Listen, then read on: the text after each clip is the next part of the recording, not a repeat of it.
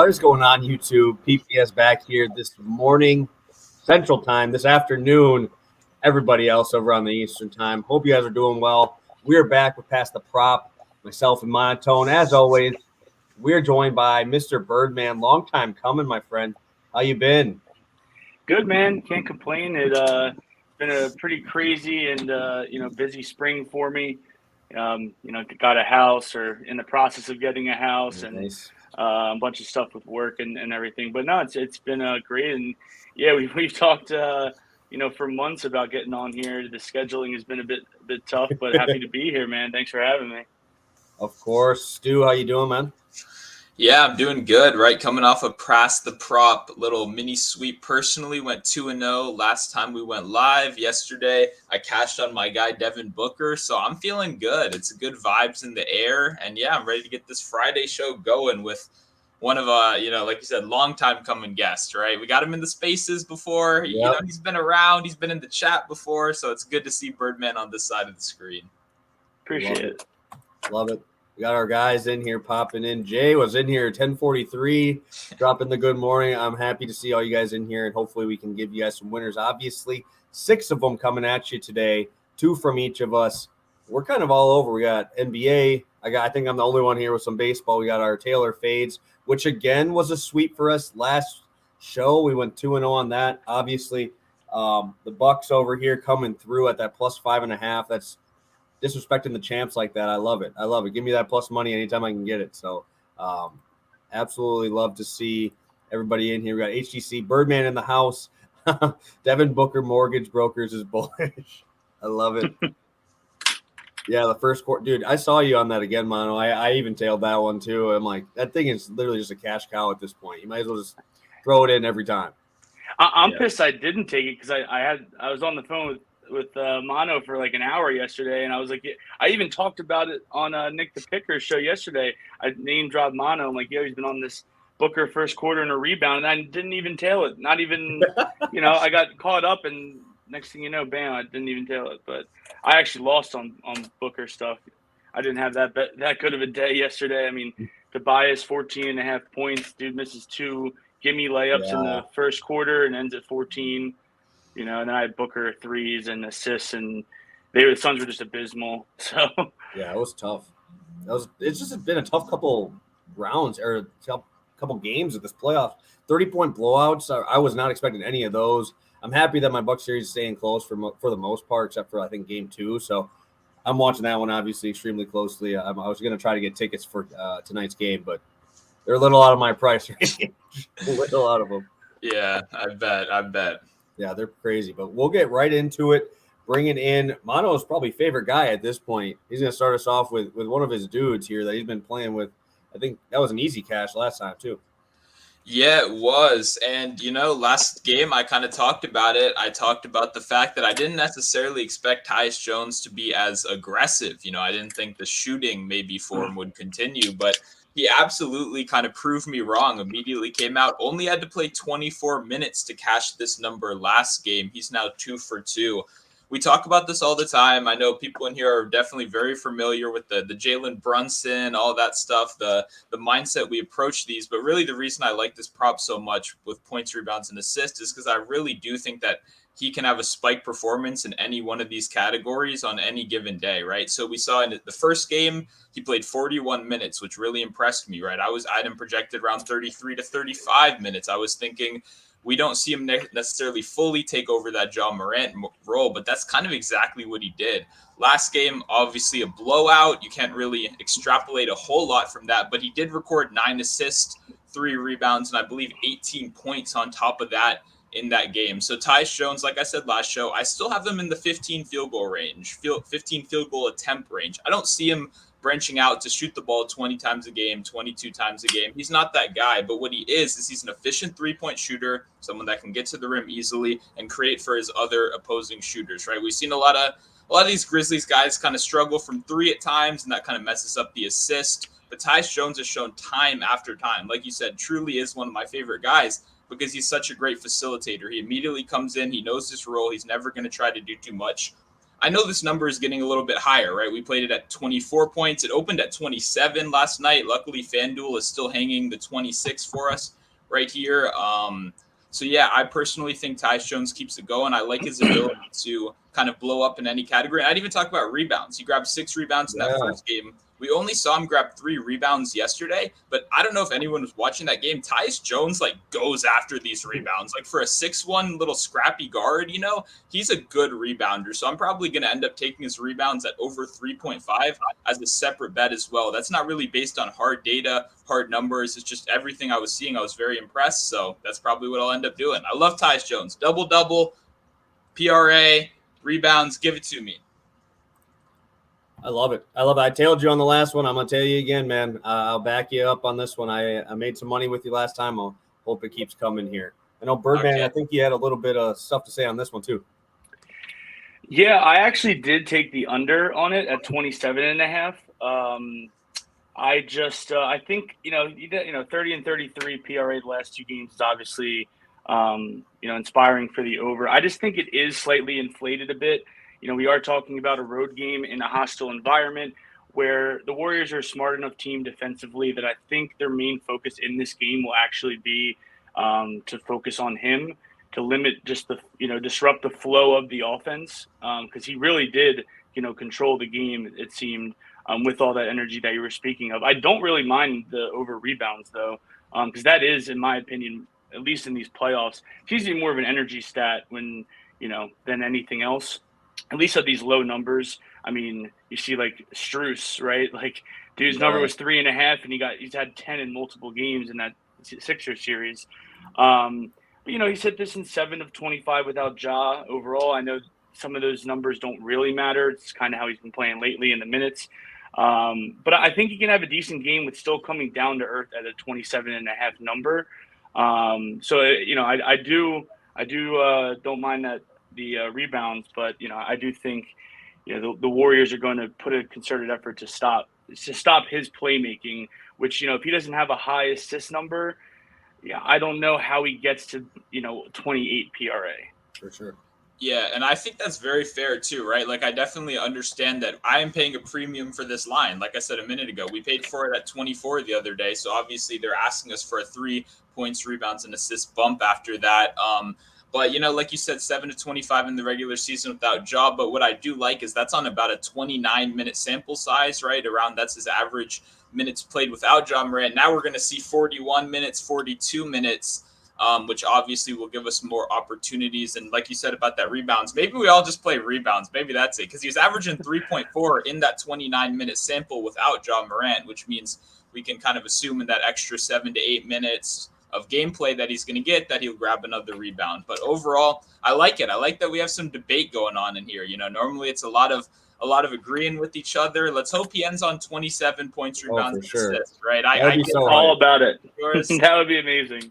Is there an exact PRA line you can pick, or can you pick that plus 1,000 or something? Somewhere, probably somewhere. Well, if Tyus Jones is going to go under for Birdman, he's going to need Mr. Draymond Green to do his job here. I know this is your first play of the day. What you got for us here, Birdman? Yeah, so, I mean, if you look at the games, as they go on, 3 assists in game 1, the Memphis obviously took that one, 7, 7, 8, 5, and 5. But more importantly, I look at the last 2 games. He had 5 on 19 potential in game 5, in a game that they were down a lot of the game. And then last game, he had 5 on 10 potential in a massive blowout. So he still that's really inspiring that he still had 5 on 10. I don't really ask for, I know we talk about Amano, and it's just that we don't ask for more than 50% conversion on these potentials, really. I just think that, in a blowout, if he's getting 10 potential, I think he'll have some more opportunities here. And it is home, so I expect the role players to shoot better. I do expect Draymond to control this game. He's had 7 plus assists in 4 of 7 this year versus Memphis, and 7-11 over the last 2 seasons, averaging 7.2. So I think, on top of it, it's just the role players are going to shoot better. Poole's not going to have 3 points. I just expect a better offensive performance from the Warriors. And, from what we've seen time and time, although Steph is a playmaker and Poole has added some playmaking. It all really comes down to what Draymond's doing. I got this at minus 120 this morning on MGM. I'm not sure what the actual line is now, but I just think I would be surprised if he doesn't get 8 assists in this game. Yeah, no, I completely agree. I definitely like this one. Like Jay said, he was on track. Last game had 4 assists in the first quarter. Even look at kind of some of these shooters you mentioned, Poole. Look at Klay Thompson too. Klay Thompson generates a lot of his looks from a guy like Draymond Green, right? He's mostly kind of even despite his offensive diversity that he has now, he's still a catch and shoot guy kind of at his core, right? And he's been very bad from beyond the arc in the playoffs. Like you said, Jordan Poole is most likely not going to score 3 points again. And once again, the home advantage for those role players shows time and time again. We see a lot of these guys suddenly get on the road in these hostile environments and go 0 for 6 from 3. So a guy like Otto Porter, some of these more dependable veterans with that home crowd behind them. I think this is a low number. And I'm kind of surprised we're getting it. If this was the regular season, these were like 7, 8 at times. You know what I mean? They got way up there. So I think the books are maybe overvaluing some blowouts and maybe not valuing those potential assist numbers enough. Yeah, I love that spot. Yeah, I mean, in the regular season, you're getting his RA at like 15 and a half, 16 and a half on a good day when you're getting lucky. So I'm going to be rolling with another one of my dudes here. I'm rolling with one of my Bucks, Bobby P, man. I absolutely love this dude. And this is all really based on how dumb Budenholzer is going to be. Is he going to force Brook Lopez in there for 30 to 35 minutes? If not, Bobby Portis, when we have won these games, right, 3 games in the series that they've won, Bobby Portis is averaging 13 and a half and 11 boards per game in wins. And he's playing 29 minutes in those wins. On losses, he's only playing 20 minutes. And he's obviously way under all of those stats. He went under in both of the games that they have lost. I just can't get off of Bobby P here. Obviously, the rebounding is very important. I think I would even take it even higher if Robert Williams does play. I think Bobby P is probably a little bit better guarding against Robert Williams than Brook, because obviously, if you've ever watched the Bucks play, Brook Lopez is probably one of the slowest players in NBA history. That man moves. I mean, he's a mountain. He literally is a mountain that moves probably slower than most regular humans. So I will be backing Bobby Portis, obviously. If Robert Williams is ruled in, I will back it even more and probably put another half unit on this spot because I think Bobby is a much better matchup for that. When you have Horford, who obviously moves very slow as well, it's a little bit easier to play Brook Lopez in that spot. So give me some Bobby Portis. Obviously, he's rebounding at a crazy rate. Was one of the bigger reasons that the Bucks won the last game, along with Jrue Holiday. So give me some Bobby P. Any thoughts on this one, guys? You guys rolling with Bobby P, or you think Brook Lopez is the man? Yeah, well, for me, Bobby Portis is a guy that it's hard for me. I honestly haven't once bet on Bobby Portis or Brook Lopez this postseason in terms of points, rebounds, or assists. It's kind of a tough cookie to crack. But what I will say is what you brought up that really stuck out to me the most was how he does in wins, right? It's kind of a clear example that the pop-off Bobby Portis games, the ones where he's really shown up, even last game, grabbed what I believe 15 rebounds, 13 rebounds, something crazy like that. He's really attacking the glass, and obviously that home crowd loves him. So I'm curious to see how it is, outside of that necessarily. But overall, I would definitely say I would lean over just because how he's crashing these boards, man. He's racking up rebounds. Points, that can be a little less dependable with Bobby Portis, but as we said many times, the guy's a vacuum. If he gets the ball in his hands, he's not looking to pass it. He's looking to take that shot himself. So never put the assists in there. Never put the assists on Bobby Portis. You'll never see me on a PRA. It's only point rebounds. This man's shooting under 10% from 3. He's this season in regular season, he's shooting 40%.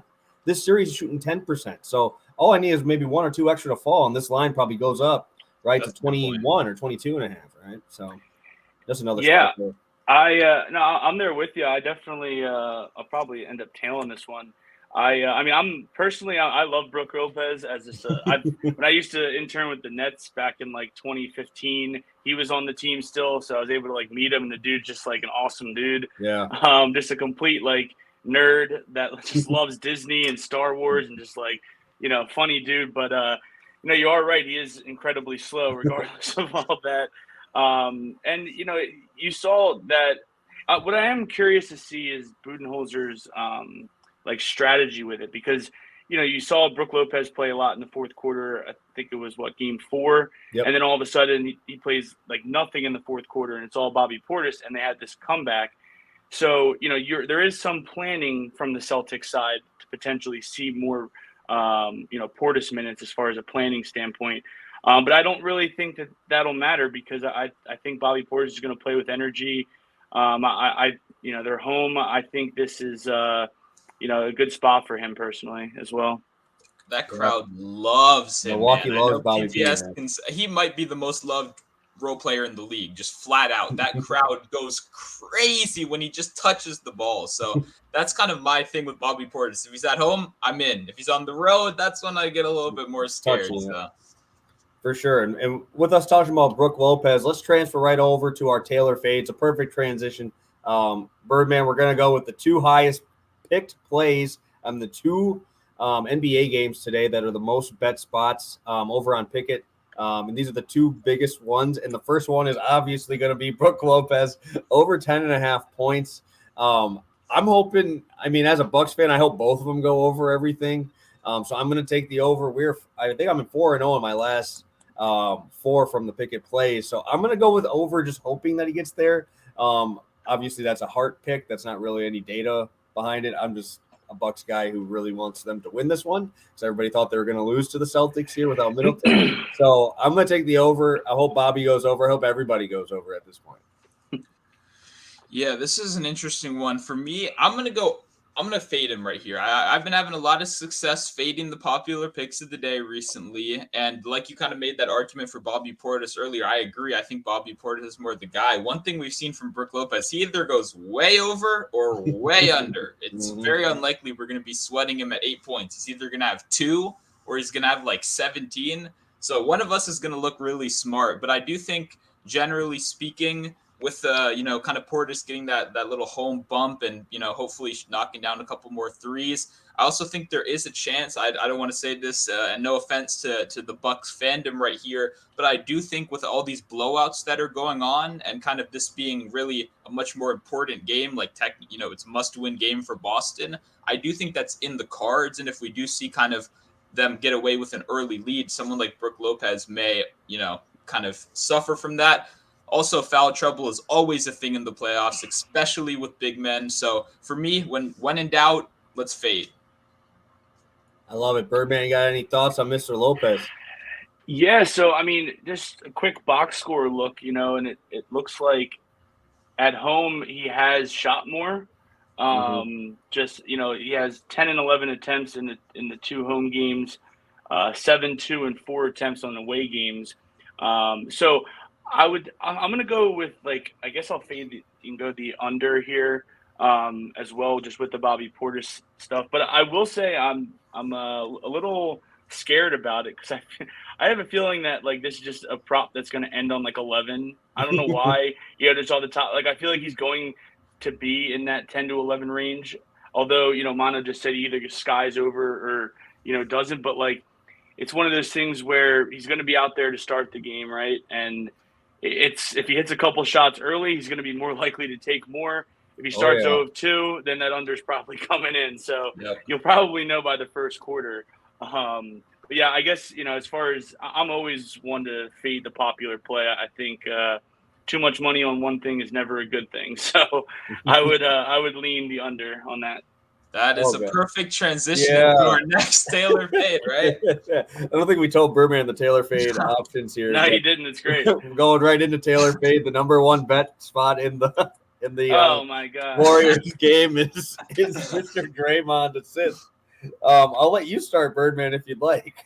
Yeah, I guess now I'm a little worried about this, but I still like it. I just think there's too much potential here. He's playing pretty much most of the game. They've been here before. He knows that we know he's not scoring, right? So his way to control the game is defense, rebounding, and passing the ball. So I just expect him to just set up his teammates. It just comes down to, will these guys hit shots? And I'm willing to take that bet at home rather than the road.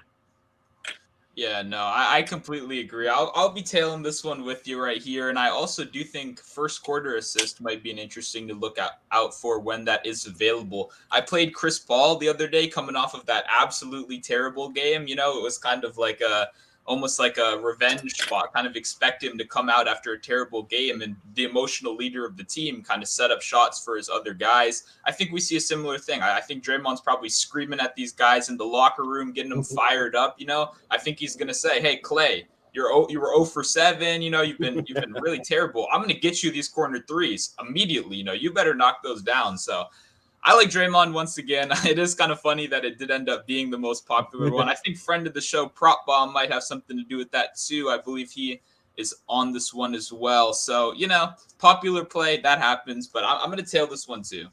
Yeah, and sometimes these popular plays are just because there is so much good information backing up your side. Obviously, Birdman gave us a great rundown of why he's taking it. I'm going to back it too here. 1 under, 1 over for me. So I do really like the spot here. I'll roll with you on the over 6.5 assists. And now we're going to be heading into picks number 2. I'm going to start out with you, Mono. I mean, we might as well drop the hammer on these guys with a plus 300 spot right away for round 2, huh?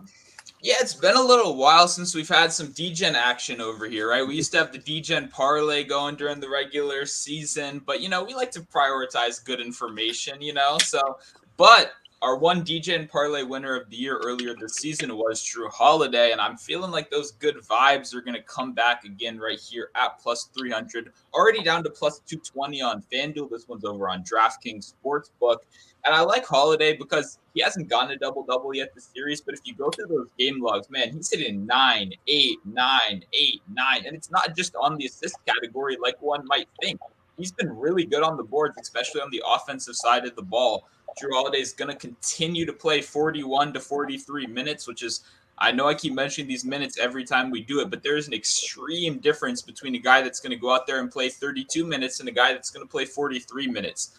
Every second Jrue Holiday is off the court, this Bucks team is significantly worse. Same with Giannis. It's pretty obvious when it's an all-star caliber player. But obviously, I think these guys are going to, you know, play close to max minutes, as close as they can possibly get. Holiday's been on the line, so close each of these last couple games. But I like the versatility that we can get with both assists or rebounds. I think the points is a given. He's taking at least 20 shots a game every game. So we're really honing in on the assist and rebounds. With that 40-plus minute workload, I think he has a good chance of finally crossing that line. I do like the value we're getting over on DraftKings too, 80 points better than FanDuel. Yeah, I definitely, I definitely like that. And I think, you know, if the more Bobby Portis plays, I don't have the actual, you know, full numbers or anything in front of me. It's like how his rebounding is with Bobby Portis, but I would imagine in a game like today, I would definitely favor the assist part of it. Yeah. But I definitely don't think it's added the, you know, realm of possibilities. These games have been a bit more lower scoring in this series, which means a lot of missed shots, a lot of rebound opportunities. So definitely, you know, it's a good price. You said on DraftKings, I think. Yeah, that's definitely a good look in my opinion. Yeah, and it looks like Turbo said we got plus 320 over on MGM too. I did not catch that, but that is an even better price. Perfect. Thank you, Turbo, for dropping that for us. Yeah, dude, I love Jrue Holiday is such an underrated rebounder. I love taking him, especially at these home games when you know the Bucks are going to be just sitting in the paint, making you try to come in there. They're going to keep shooting threes, long rebounds.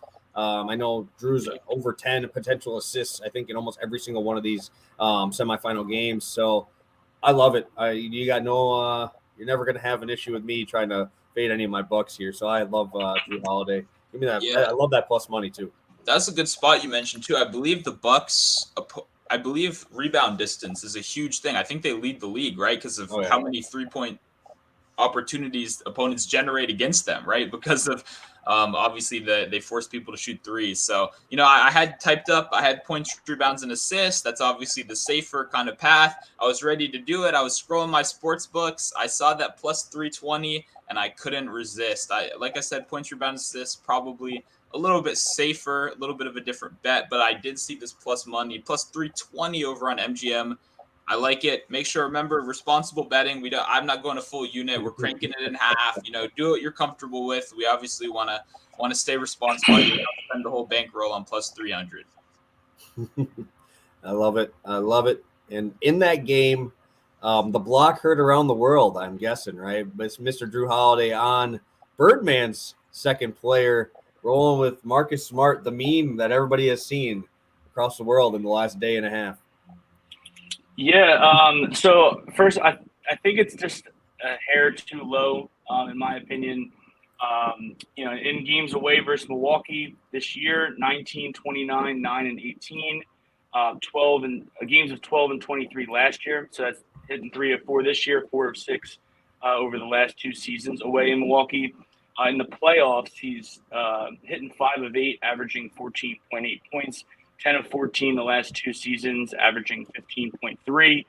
Playoffs away, he's hitting 3 of 4 this year, averaging 15.3, and 6 of 7 the last 2 seasons, averaging 15.9. And he's averaging 13.6 per game in shots per game in away playoff games for the last 2 seasons. And, he's one of those guys I see as a tone setter. The whole world is, I guess laughing at him now. And, the inspiring thing is the last 2 games. I know he hit a couple threes, but he had 18 and 15 in the last 2 games with 0 free throws, which is inspiring. He hasn't shot as well from 3 overall. But I think, if he's averaging 13.6 shots on the road here in the playoffs, I just think, he's going to come out and try to make a difference in this game because they need it. So, if this game is close, he's going to probably be playing most of the game as well. Just adds on to the potential, shots there. And I just like him as a guy to try to come out and shut up haters. He's always that type of dude who comes out super fierce and intense, and I think there's a good opportunity for him today.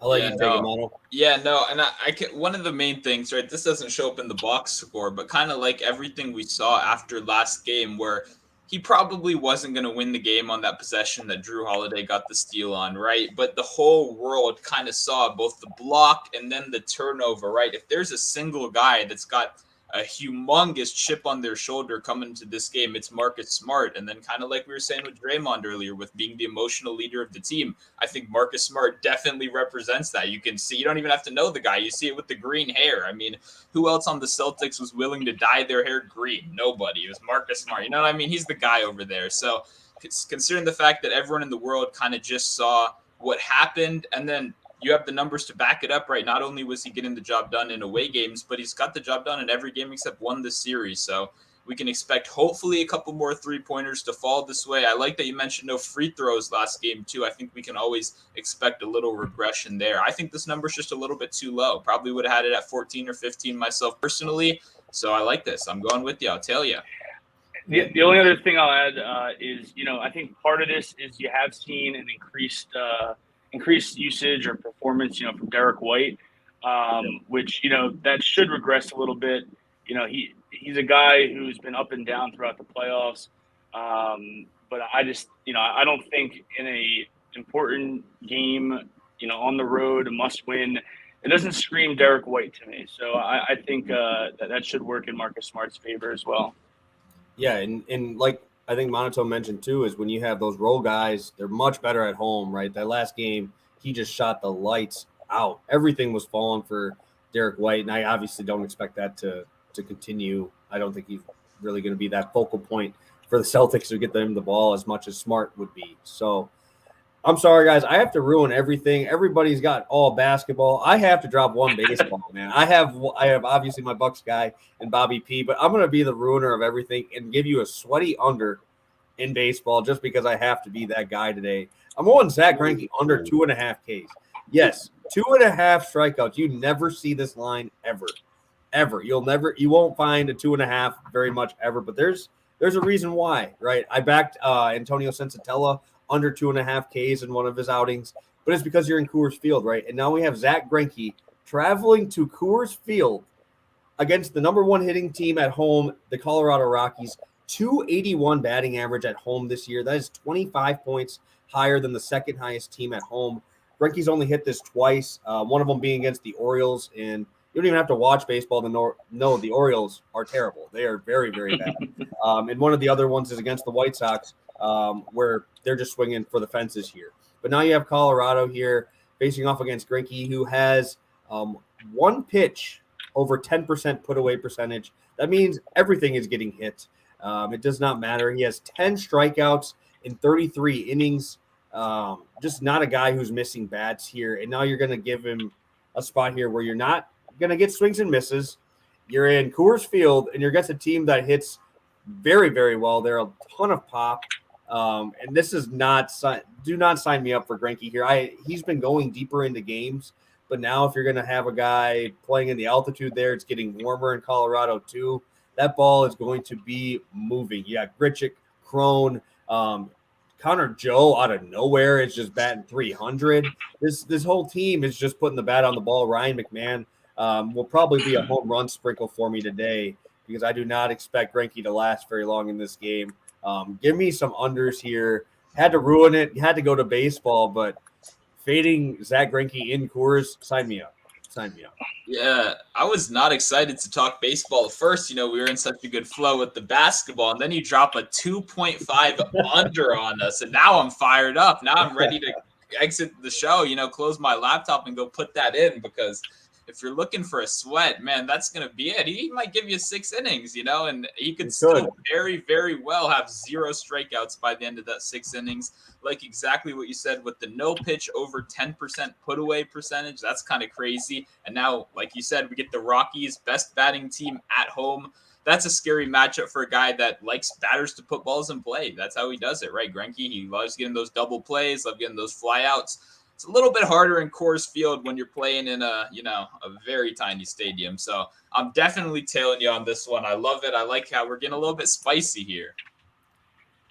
I'll definitely tail as well.